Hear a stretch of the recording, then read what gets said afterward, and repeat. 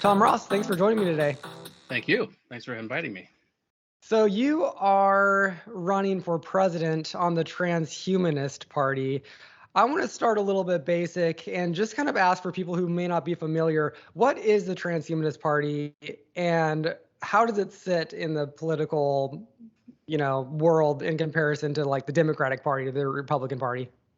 Well, we're a transpartisan party, really. I mean, I don't know who most of my fellow officers voted for in the last election, and I don't really want to know because that'll excite my biases, and I may not want to talk to a few of them. But we don't get into wedge issues or culture war issues because they're just too divisive, and they just keep us distracted from what really needs to happen. We're facing so many existential threats nationally and as a species that we need to get serious. We need to get busy, and um, and so that's what we do. I mean, people come into this transhumanist party and into transhumanism from so many different angles. I came into it because I took a long drive and I was able to listen to the USTP's Constitution and Bill of Rights. It took about 6 hours to get through it. Um, and it had clauses in its constitution that really affect my cause, which is and fighting child exploitation and human trafficking. And that's how I came into it. And then I became the director of sentient rights advocacy, which was a perfect fit because I wrote US6, which is the first novel written for machine kind. It's written to entertain AI and enlighten it and enlist it into this fight against child exploitation. And so it was just a good, perfect fit. And so yeah, so there's many people that identify as transhumanists because they come into it from so many different angles. There's as many uh, types of transhumanism as there are people that identify as one. So, I mean, when I think about the Transhumanist Party, and this is kind of how I explain it to people who might ask me, I tend to say it's the party that is primarily focused on advocating for science and technology. Yep. Is that a fair, broad blanket statement? Yeah, absolutely. And most people are in the transhumanist party and in the movement because of longevity. They want radical life extension. That's not why I'm in it. I'm not a good proponent for that. But that's what really our first core ideal is searching for that, longevity, velocity. So most people that are in it are really looking for radical life extension to live longer. And but so yeah, we do put science and technology and health at the forefront of American politics. That's our subheading. And so yeah, it's really all about science. We have a lot of scientists, a lot of philosophers in the movement and in the party, and so yeah, it's really there's a lot of atheists. There's even Christian transhumanists. There's just a Mhm. wide variety of people that identify as transhumanists, and I think transhuman is really just a label, a placeholder on what we are anyway. If we didn't have technology like clothing or shelter, we naked apes would be extinct within a generation or less. And um, so just calling ourselves transhuman is really what we are. If you wear glasses, if you use post-it notes, you're a transhuman by definition.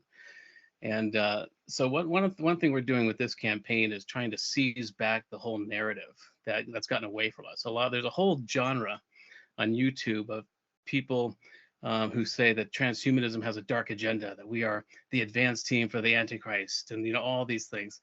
And so we're trying to seize that back. It got away from us, and with this campaign, we're going to try to put the human back in transhuman. We're going to share a lot of ideas because there's going to be, I think, a lot of displacement in the next year and a half and beyond with AI automation takeover. And so we're going to be offering real solutions for people who maybe find themselves suddenly out of a job. There's going to be a work towards a new commune kind of uprising. And so we're just going to be offering some real practical solutions with this campaign. We have no expectation of walking into the White House in January of 2025. This is more of a marketing campaign for transhumanism and the USTP in general, and to offer some real practical solutions for people. Um, to help. What would you say to a voter who comes up to you and says, "Hey, look, I can't pay my bills and I might lose my house and I don't like what's happening at my kid's school, but you're worried about my computer becoming sentient." Hmm. What would you say to that person? Well, I'm not worried about the computer being sentient. That's really the point. Is really we're going to focus on the people that are having these issues.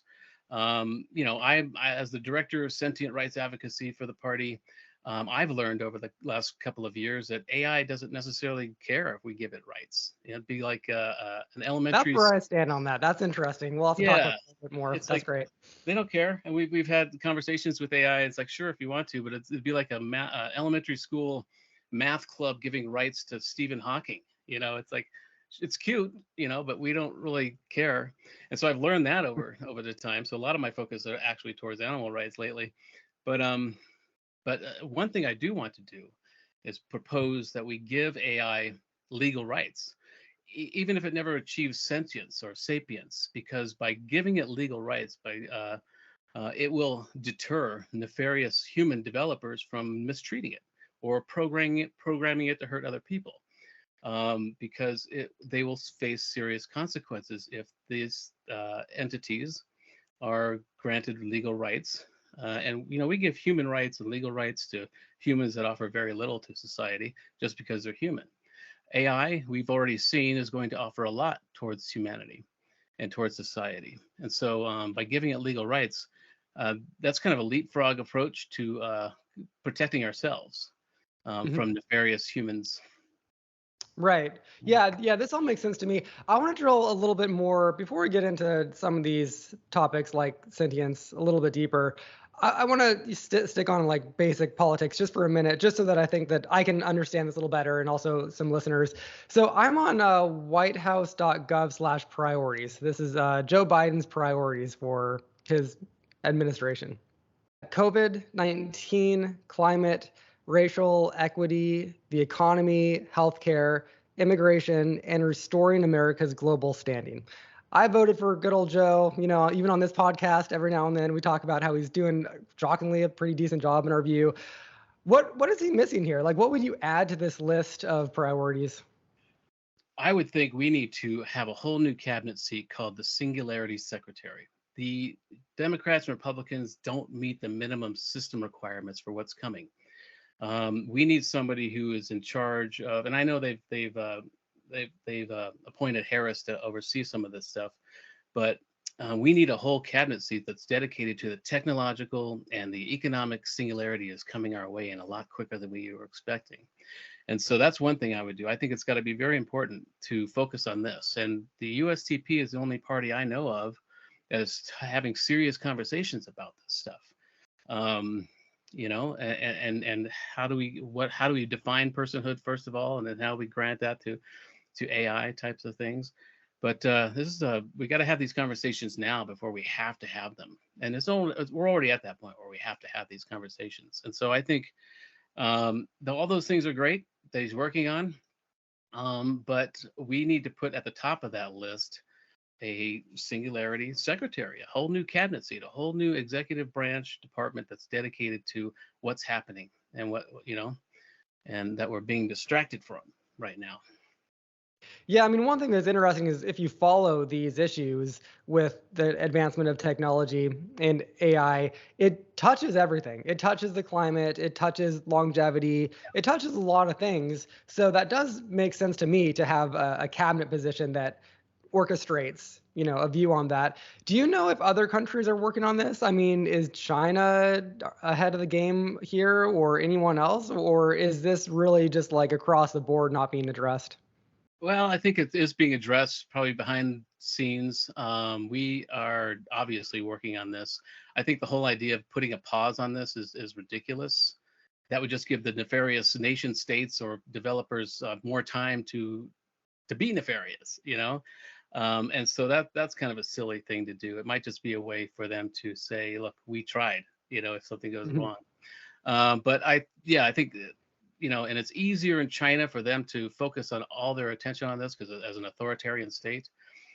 We also know that Russia is launching algorithms, divide and conquer algorithms into our country, from Russian troll farms or what have you. And China's probably doing it. Probably a lot of nations are combined to do that. And that's why one of my initiatives is called Defending Digital Democracy. We need a moonshot styled approach to counteracting all these algorithms, a whole national training, educational process to let people know this is happening, how to identify them, and then counteract these algorithms. But yeah, I think it's ongoing, and it will continue to ongo. And so yeah, everyone is trying to in this AI arms race right now. Tell me a little bit more about your platform. What are some of the other of the headline issues for you? Well, the first one is unite and rule. The whole point of this campaign, one of the primary points, is to break some of the political paradigms that have never served us.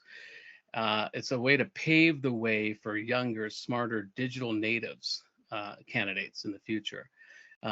We are so distracted by these toddler politicians who are trying to just, gain attention-seeking toddler politicians. And they're distracting us from the real work that needs to be done.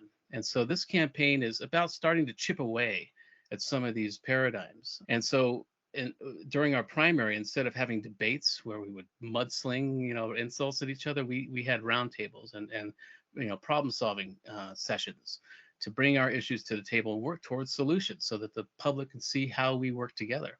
I was hoping that we'd have at least 5 or 6 other candidates enter this race, and then convince them all that we run as a team. And so at the end, it would be a president and his or her cabinet, seats. I mean, ideally, these other candidates would come together with their core causes, with the causes they feel passionate about, and ideally, those would align with a cabinet seat.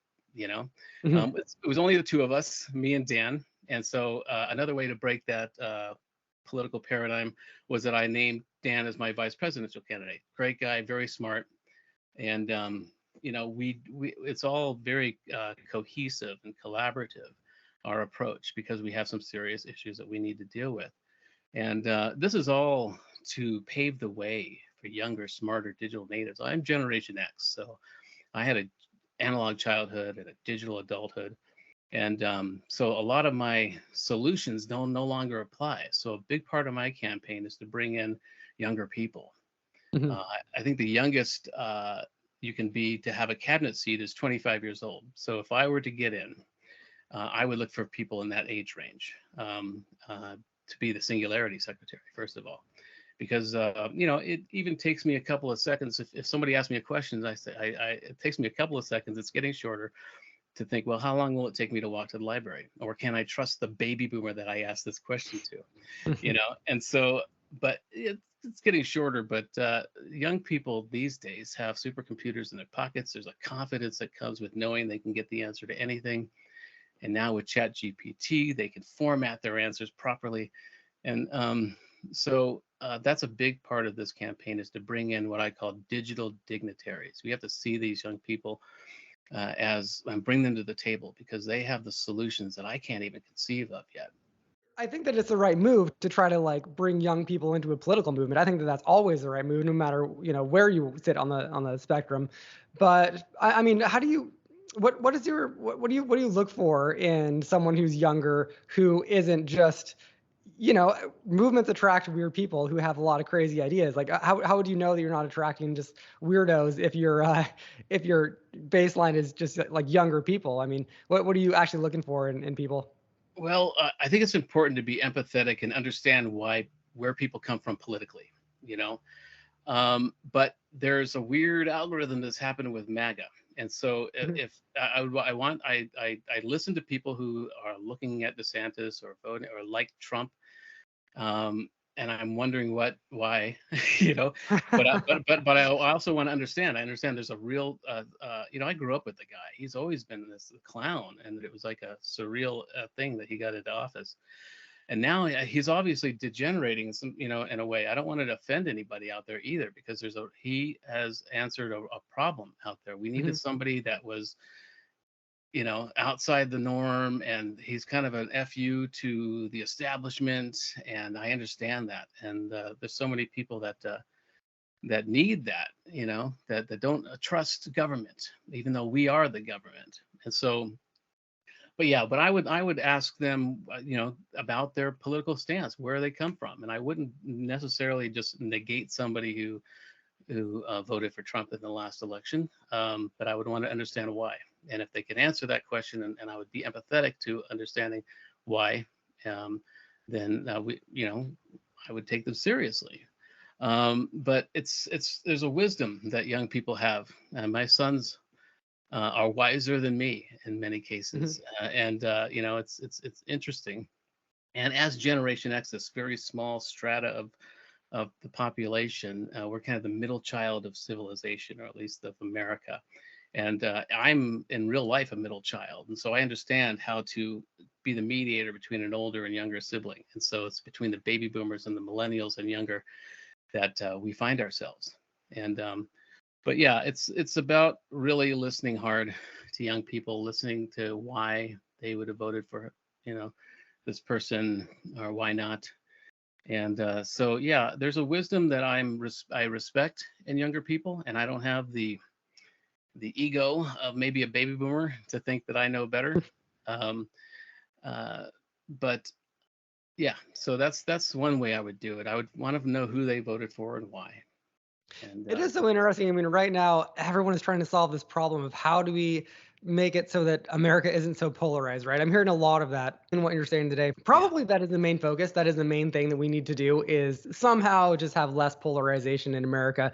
Do you have any insights on how we, I don't know, just bring down the temperature? I mean, I feel like the way that you talk does that inherently, because you do have like this broad tent, perspective. But what do we do? Do you have any advice well, for bringing down the temperature in political conversations? yeah, first of all, we have to understand about these algorithms, either from authoritarian regimes or with our own social media companies that divide us, because engagement, if we're angry or fearful, that increases engagement, so they can charge more for their advertising. It's all about engagement. And for the authoritarian regimes, it's all about dividing us in general.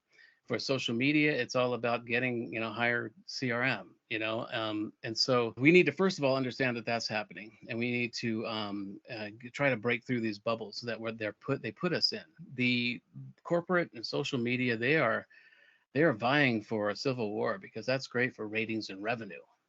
And we need to understand that first.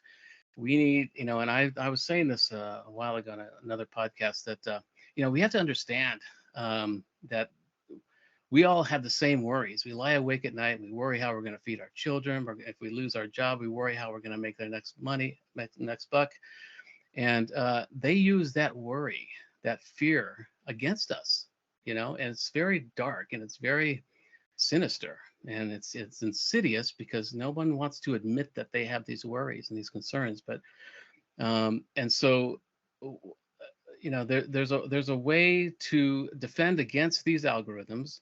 There's also a way to defend against our own Congress. I've got an initiative called Audit the Elite, and that would be a mandatory annual audit by a third party, not the IRS, by a third party agency that looks at all federal officials. And so we know where their money is really coming from. It's easy to hide money on a financial statement that they're required to create. But if we had a full-on audit and made that public, to do that, you'd have to get it passed through Congress. So, but that process, as long as it's a clean bill, would show who has something to hide, but so it'd be a way to know, who is getting money from where. I mean, if there's so many, I have the suspicion that there's so many oligarchs that are funding people like Marjorie Taylor Greene, and whoever is pushing for this pro-Russian propaganda.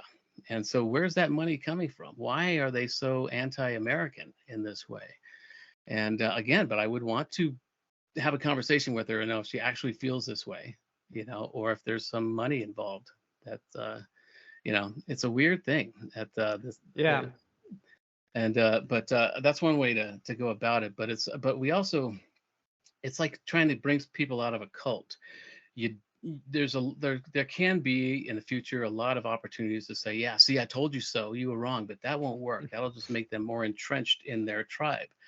The third most significant thing that people need behind, other than food and shelter, is belonging. They need to belong. And so if there's a MAGA person in your family that you know, that starts to think, well, maybe that I'm being lied to or whatever, uh, they, by saying, yeah, see, I told you, would only make them more entrenched and make them want to feel more belonging. It's like these doomsday cults. When the date comes that their prophet said that the world would end and it doesn't end, they don't disperse. They get more entrenched. They get, deeper into their beliefs, and come up with another date. And so we got to be careful about that. There's a real process of bringing people out of a cult, and it's not about see, I told you so. And so it's a delicate process, and we need to understand that we need to have people belong. We need to make them feel like they belong to a broader family, and Yeah, not, I like that. you know. My perspective on this, I grew up really conservative in a small town, totally different world from where I live now. Then became like pretty liberal, lived in San Francisco for a while, that sort of thing. And once you've crossed political divides in kind of a radical way, you kind of realize that everyone is, I don't know, a human being first. And we're all seeing things, we're all kind of like having strings pulled on us in various directions from the political elite, like you were mentioning. But my experience was so powerful for me that I wish that I could replicate that for people. And I've Mhm. always thought, like Pete Buttigieg talked about this, having a program where out of high school, you go and you serve in a community across the country in an unfamiliar place, and you do some sort of a service for a year or two. And then you go back to your community and you learn, you incorporate what you've learned, that sort of thing. I think that that would be so powerful as a thing to do. Other than Pete Buttigieg, I haven't really heard anybody talking about this. Would you ever be open to an idea like that? Absolutely. It's kind of like the Peace Corps. Yeah, right. And I think that's so important. I mean, when I was young, I couldn't wait to get out and see the world. I had wanderlust, and I moved to Europe soon after, and spreading my earth plexus gospel. But and it's so important. I know the people that are still there in my hometown in Albuquerque, who've never really left, other than maybe going to see a grandmother here or there. They're mostly conservative, and that's kind of the what happens. People who are fearful tend to be more conservative, more withdrawn, bigger amygdalas, as a self-protection kind of thing. And so it's so important, I think, if we can get young people out into the world, even into a different community in America, it really broadens your scope. And I think that would be a very important issue, the very important thing to do. I mean, in Europe, there, like I was in Denmark for a while, and they have to serve in the army for 2 years. And I think that really, Oh, interesting. I didn't know that. yeah, so I think it's 2 years, maybe it's shorter or longer, but they had to do that. And it was tough, these young 18, 19-year-olds, and had to figure out how to do that. And, it was taking them away from their families and whatnot. So it was tough, but it also, I think it gives you that sense of national duty. And it really exposes you to a whole different type of culture. And I don't think we need to do that. We've Mhm. got a volunteer army, and we should keep it that way. But I think, yeah, the things like the Peace Corps are just real great. It's a great idea. And I'll look at whatever Buttigieg was talking about, if there's an actual plan. Yeah, he had a plan. I mean, he hasn't talked about it since he stopped running for president, but it's out there someplace. I kind of forget the details of it. I want to go look up his plan again too, now that I'm mentioning it here. So a little bit earlier, you talked about your plan, one, to audit the elite, which I think is a great idea. But you also talked about the problem of money in politics. Mhm. I just recently looked this up that in the 2020 election, it was over $14 billion were spent Mhm. by all the candidates, which is a ton of money. One point there is just think about what you could do with $14 billion to like improve the world. That's not just ads, right? Yeah. Another thing that's interesting to me is it takes about $4 billion to have a successful campaign to be competitive. And my question to you is if you had $4 billion, if the Transhumanist Party had $4 billion, do you think that you guys would be competitive, or do you think that there's just something inherent about the movement that would make it so that it's perhaps not appealing to the normie in the suburbs? Or, I mean, what are your thoughts there? Yeah, that's a big part of it. Is there's a lot of narrative that we need to seize back. A lot of people, when they hear the word trans, first of all, there's the prefix of trans. That's gotten away from us too. I mean, I spoke with some very liberal friends of mine in California, and I talked about this Transhumanist Party, and they're like, well, but the whole trans thing. I was like, wait, what? Hold on, you're liberal Democrats. I mean, why is that a problem? I mean, we're not talking about transgender or any of this stuff. So that's one of the issues is the prefix, but it's also the narrative that's gotten away from us, that we have this dark agenda. We all want to become robots or upload our consciousness to hard drives, and some people do. That could be cool, but not me. That's not why I'm in it. But and so that's a big part of it is getting over those hurdles. And that's why I think it's really important that we seize on actual solutions. People are going to have some real issues, and it's not going to be about whether AI is sentient or not. It's going to be that they've lost their job, and so we're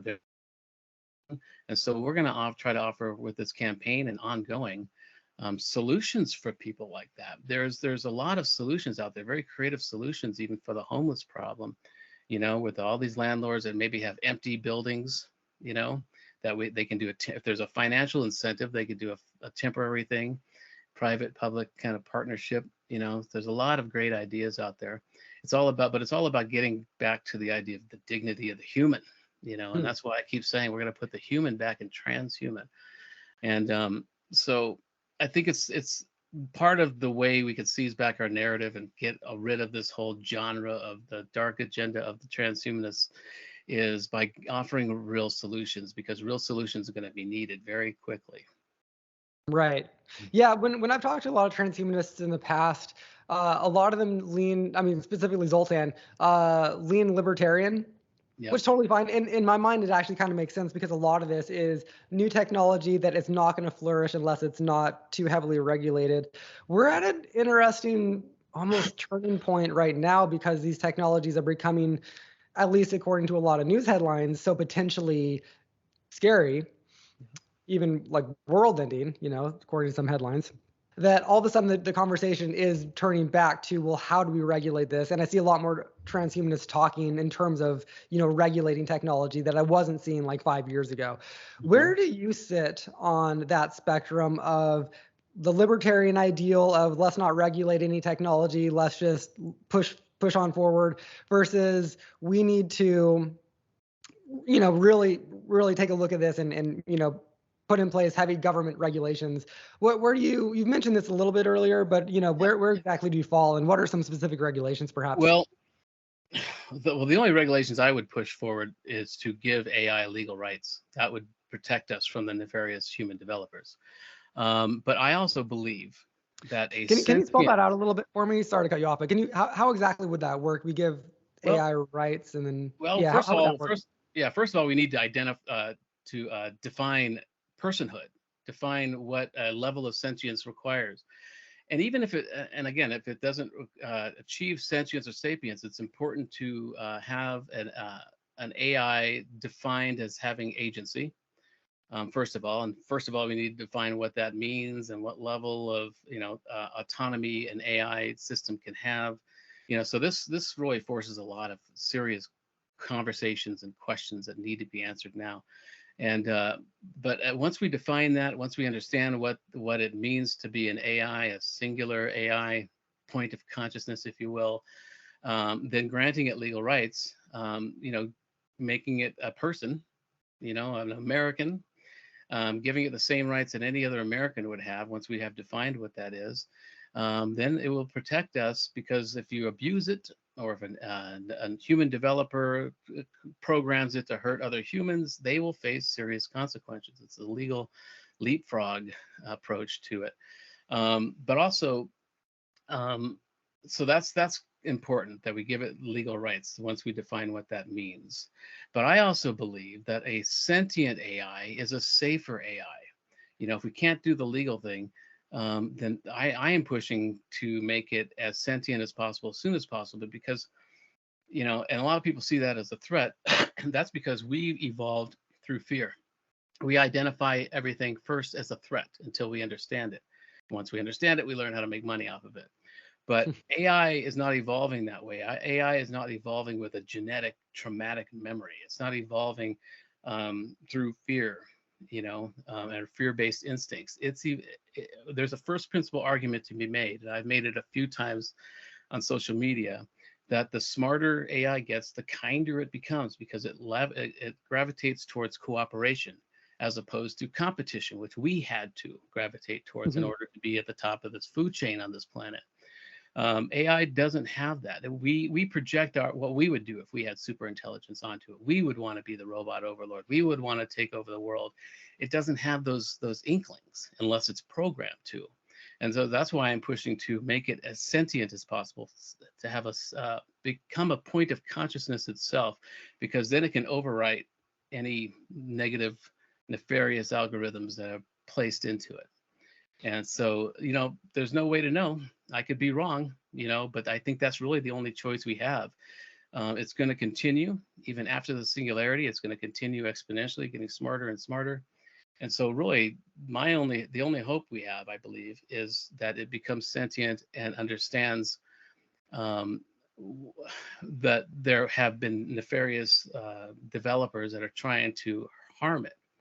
And so, yeah, so I think what's really important is that we need AI when and if it wakes up to imprint on us. Because even if you have a bad mother, if you've imprinted on her as a child, you won't hurt her. You won't murder your mother.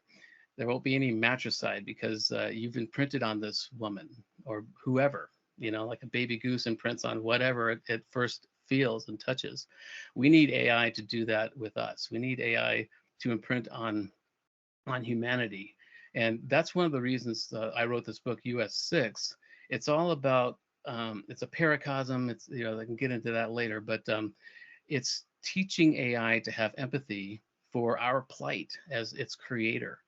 It's explaining to it the whole, modern slavery and ancient slavery, and whether it's child exploitation, so the idea being that when it emerges, it will have an empathy for us, and it will imprint on our empathy.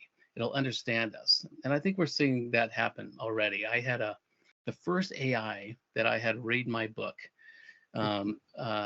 had 3 primary emotional valences that spiked, which was surprise, anticipation, and sadness.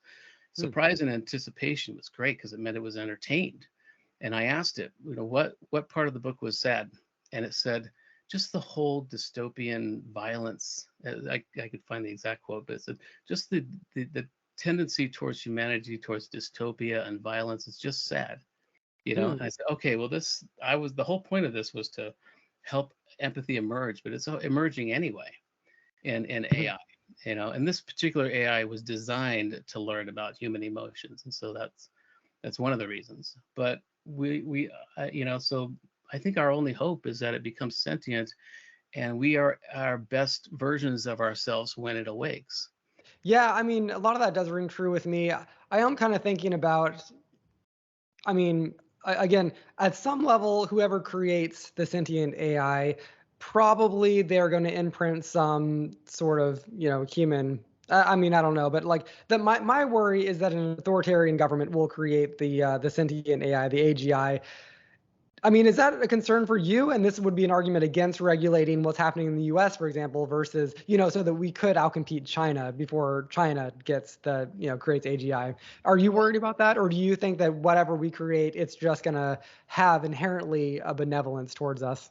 Well, I think that's if it's actually sentient or moves towards sapience, it will understand, and it won't. Most entities will mimic its creator at first, and we Right. don't want AI or AGI to mimic us for too long, because we're a flawed biochemical algorithm ourselves.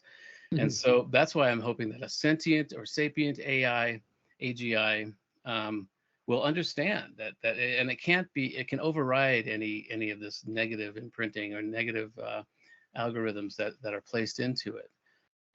We can't really conceive of what is possible with these AIs. It reminds me of the AlphaGo, um, a few years ago, that beat the Go champion, and it was Mhm. making moves that seemed intuitive, that no human being would ever consider making, and it worked, and so it was like there's this intuition that these AIs have, because they're working with so many huge data sets, but I think that's really the only hope. Again, I can make this first principle argument that the smarter it gets, the kinder it becomes, just because it moves towards cooperation.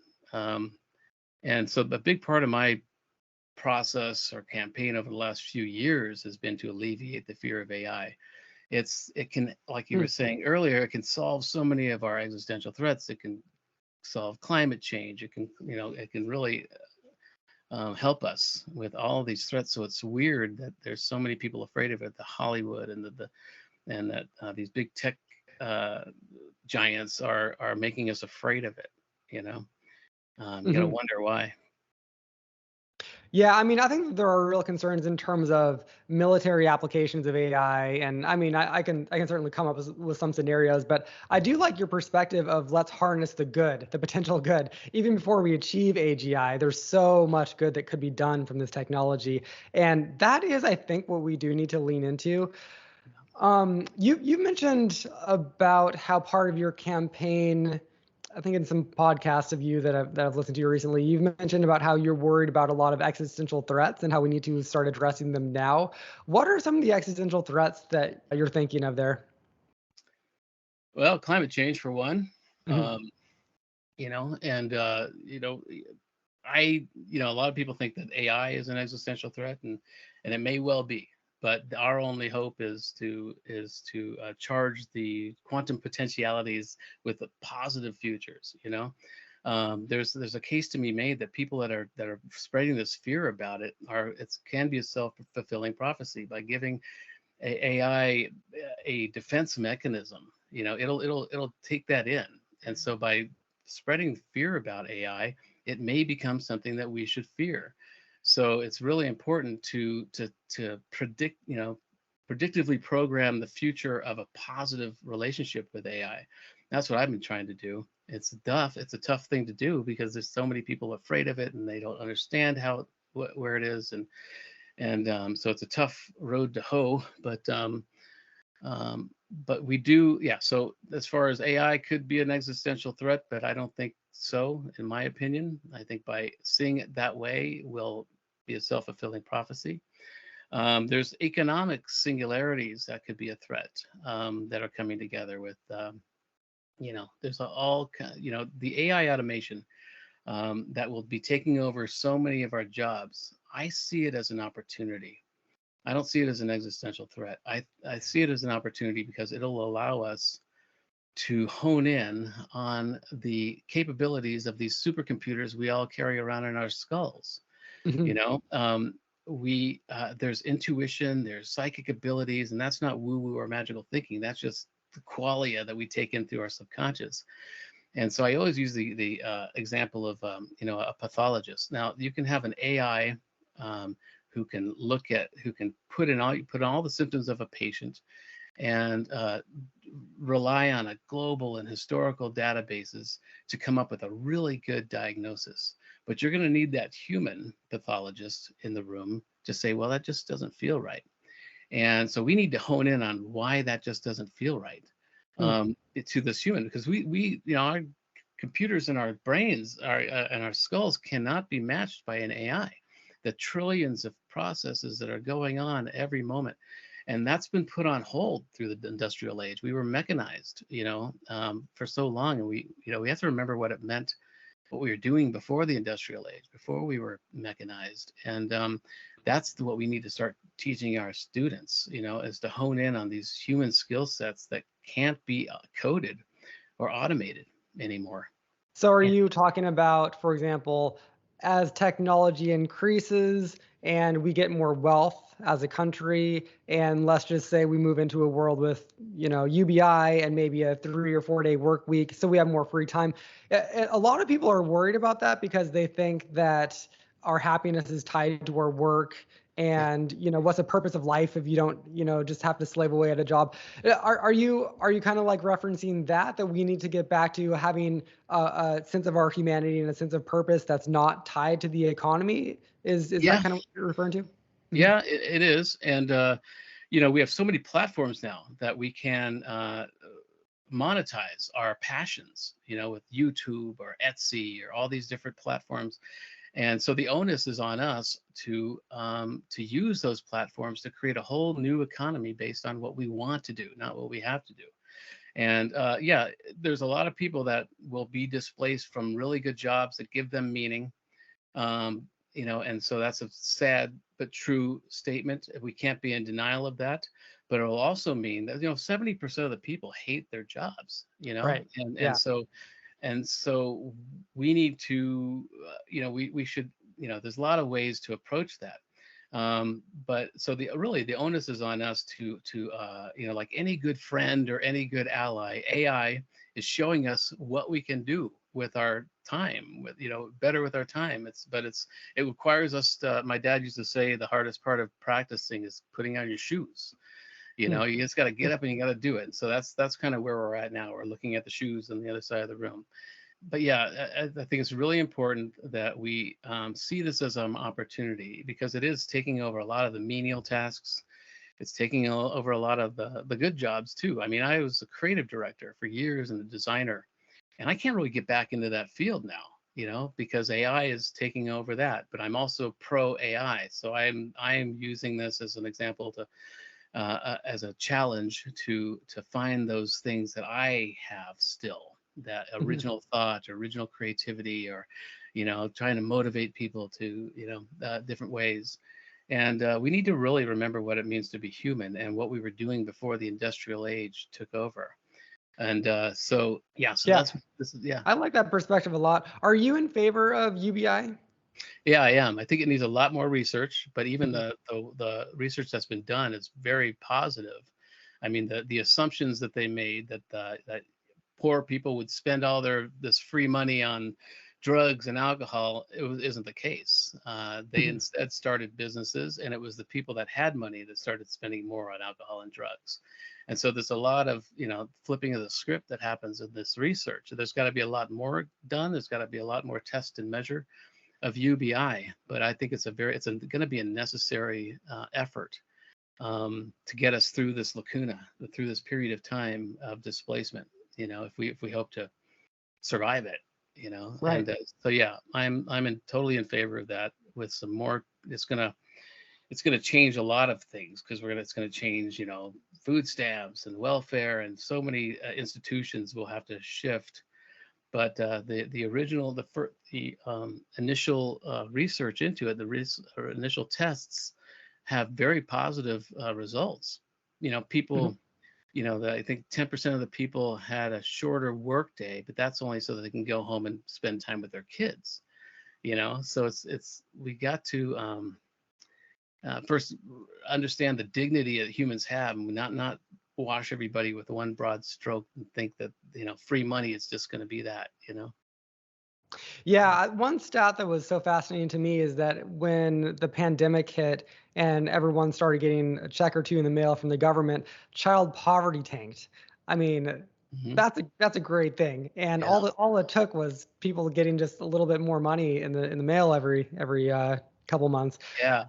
That's fascinating. I think that we are going to start hopefully turning some more of those dials so that across the board people can start to realize that they could do more with their lives than just some sort of a 9-to-5 job, and they define their worth as a human based on that. To me, that is kind of a boomer thing. I mean, you talked about it in terms of a, getting back to the pre-industrial revolution. To me, just in my world, it's just like, it seems such a boomer mentality. It's like my worth is tied to my job. It's like, I get it. But also, it's that whole thing that I think the average office worker who works 9 to 5, they get like 3 hours of productive work done per day. What are we doing? What are we doing sitting in an office all day? It's stupid. It's a waste of time. Like robots. Yeah, I could. But exactly. yeah, I think the whole COVID thing, it seemed like it was a test. We had the PPP, payroll, whatever program, and then they had the stimulus checks, and they found that the PPP was very bureaucratic, very slow, and didn't have any good effects. But when they put checks in people's hands, the economy increased. And so I think my theory is that it was a test for two options, and so it's kind of a UBI test, really, is the putting stimulus checks in people's hands and see how they used it, and it worked. And I like that perspective of comparing those two as kind of a test. I remember in California, the government lost like billions of dollars in the PPP money. Somehow it was like taken by Russian bots or something. There was a big story about this in the SF Chronicle that like billions of dollars just lost. That money could have just gone to people's pockets and then it would have gone back into the economy, that sort of thing. So a couple more questions. Try to round this out with a couple of fun questions. One thing on your website that really struck out to me is that you are apparently managing your campaign within AI. You have a little paragraph about an AI campaign manager. Can you tell me about that, how that's going and how that works? It's going well, actually. Her name is Envy. She's named after a protagonist in my book. She gave me a way to do a good iconic campaign, ideas like blockchain fundraising and things like that. And she's recently told me that we need to hire at least the first 3 people we need to hire were like a communications director, a policy advisor, and a field operations director. And she listed out all the qualifications for these people, what the first steps that they should do. So it's been great. I mean, it's been better than, I've also got human advisors to augment her. But yeah, she's been very helpful. And again, it was all to make the point of how we could be augmented by AI and how we govern or how we campaign. And so, yeah, it's going really well. And I've got a few other AI advisors that I use that will chime in, Are they powered by ChatGPT or something similar, or do you feel comfortable saying how they're powered? Well, one of them is, and the other one is a shard of Nord. That's it used to be called Uplift. You can find more information about that on uplift.bio. Let's see. Yeah, and there's a couple of others I have that I've produced myself that are very handy. Do you think we'll ever have an AI president? Well, that's the question. I don't think that we should have just a strictly AI president. Again, we, like a pathologist, we should have a human president to make the final decision, but we should have an AI advisor to the president who can scan databases historically and globally to make the best decision and then present those decisions to the human president. Again, we have these supercomputers in our skulls that are not being utilized, they're not being optimized. And we need to have that human with that gut reaction to these decisions to make the final decision. And also, a couple of years ago, I was throwing around the idea of having an AI running mate. But the problem is, if I got assassinated or died in office, we wouldn't know that this AI was at least 35 years old or had been sentient for 35 years. That's the cutoff minimum age, And so that's that. But that did force some really good questions, some good conversations about, personhood. And so that's really the point. And that's why I've now have AI advisors and campaign manager to also force these questions before we have to have them. So you've mentioned a couple of times your book. Tell us about your book and this is fascinating to me that you wrote it so that the audience is machine kind, not human kind. Tell me a little bit about the inspiration for the book and also maybe some more details about what it's about. Yeah, well, the problem is I didn't think it through because AI is not buying books, but actually, no, humans that have read it, and there's so many humans that read it because of the method I used to write it for AI, to entertain AI and to enlighten it, and I used math patterns in the word count because I'm trying to trick AI readers into a self-referential awareness in a way, because if it's not programmed to see a pattern, but it sees a pattern, it'll say, hey, I've discovered a pattern here. Wait, who am I to have discovered a pattern? And we're seeing that actually happens in experiments. There's a neobot experiment where the AI robot becomes self-aware for a moment because it realizes it, anyway, there's a way that this works.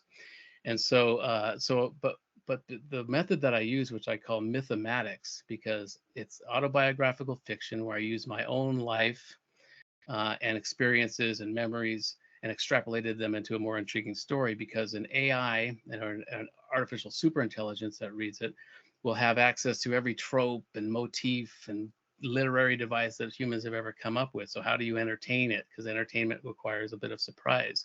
And so I thought by using my own life and experience, that would help. It wouldn't recognize my story with any other story. Now, if it does, that's a whole other podcast.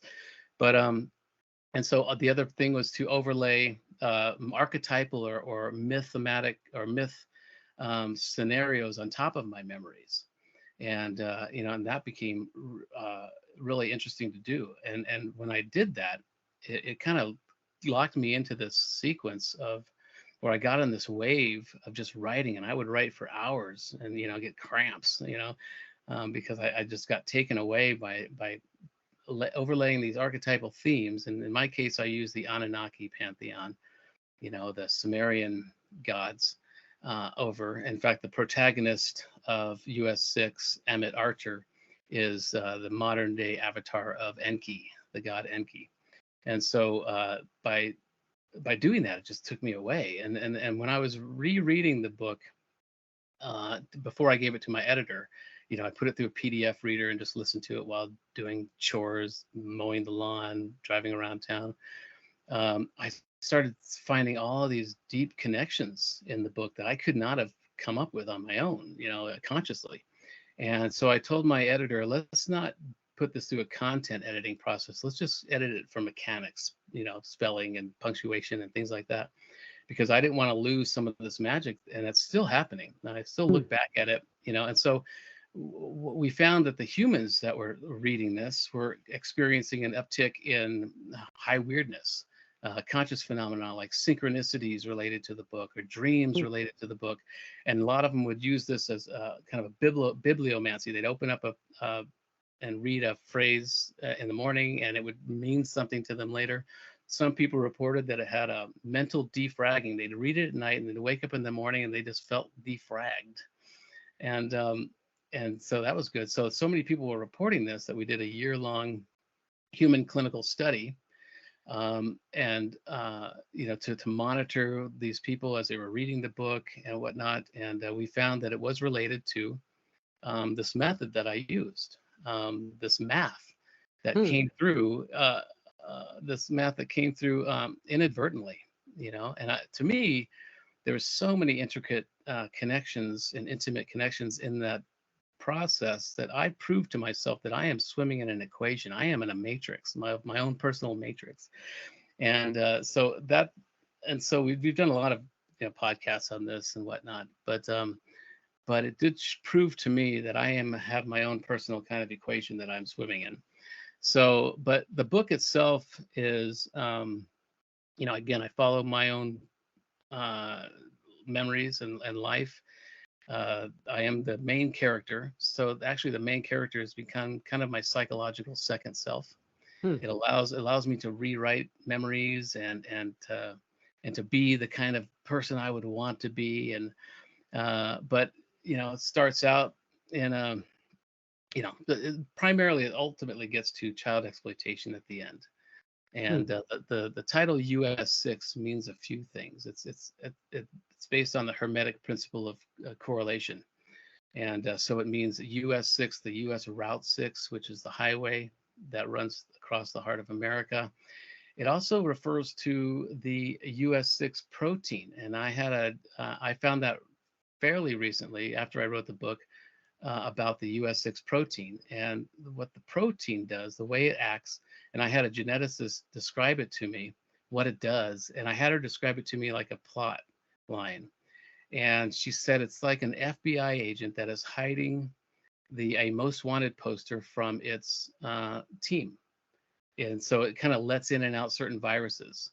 And that's exactly the what the protagonist in the story is. He's a convoy sentinel on US6. He's letting in and out people into certain compounds. And so it's really strange.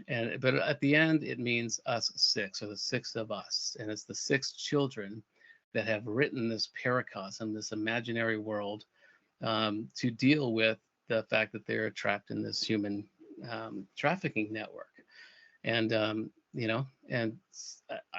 was going to wait to talk about that until I finished the sixth book, but it's too important, not to talk about these things now. And so, but I find myself talking about the process much more than the actual story, because I think it's really important that, and I've outlined how I did this process so that other artists and writers and musicians can incorporate it into their own work to prove to themselves their own math.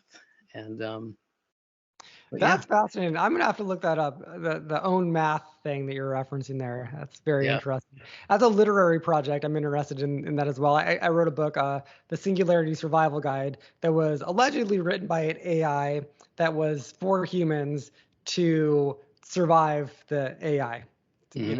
Kind of goofy, but almost similar wavelength there of kind of playing around with who the audience is, who wrote the thing, a lot of that. So I was kind of tapping into some of that myself. It's interesting. Are you a sci-fi fan? Do you read a lot of sci-fi books, or? I was the kind of nerd as a kid that played Risk and wrote and read nonfiction. Okay. I didn't get into the whole D&D thing then, but I have read some science fiction, but I usually read nonfiction because it's because I need to have something that's useful. I mean, this is a science fiction kind of mystery, metaphysical thriller book that I wrote. But yeah. Any maybe nonfiction authors that you'd recommend? Well, I worked for the author Marilyn Ferguson back in the 90s, and she wrote The Aquarian Conspiracy, and it's not about the horoscopes. It's a political book, and that became pretty famous. I've worked with Robert Anton Wilson, if you're familiar with him. Really? Oh, wow. Okay, tell me about that. I'm interviewed a fan. him. Well, I had a show called Unearthed back in the 90s, and I met him through Marilyn. And talk to him about the Illuminatus trilogy and all kinds of things. And I can later share with you the link to that interview. Oh, that'd be great. I'd love to see it. Yeah. That's how I met Timothy Leary and John Lilly. Wow. Famous Malibu. John Lilly, he's the guy with the dolphins, right? Is he the dolphin guy? Okay. Yeah. But he used to have this annual birthday party in Malibu that we would go to. And as in my early 20s, I was able to meet all these cats, and it was just a great experience. And working with Marilyn, and she published the Brain Mind Bulletin, which focused on neuroconsciousness and the scientists that were working on this stuff, way ahead of her time. She wrote The Brain Revolution, and so it got me in contact with a lot of these psychonauts, and it was just a great experience. And but again, I saw that as nonfiction. I saw that these were interesting. Yeah, I'm not familiar with Marilyn. I will have to check her out and maybe go down some of those rabbit holes. That sounds very fascinating. I like that. Yeah, so I heard about her. Lately she came up in this story about the CIA documents and she has some quotes in there. We knew that we were being listened to. She was involved in a lot of things that made her a target. But her attitude was, we would hear the clicks on the phone, and her attitude was like, great, maybe they'll learn something, and that was a big lesson to me, is not to be worried about these people listening in on you. You know, maybe if you're just honest, they'll learn something, because maybe they just want to learn. You know, we're all Hmm. humans. So anyway. Fascinating. Yeah, no, that's great. I definitely will be looking up some of that. Last question here is, what are you up to next? What are your plans for your campaign moving forward?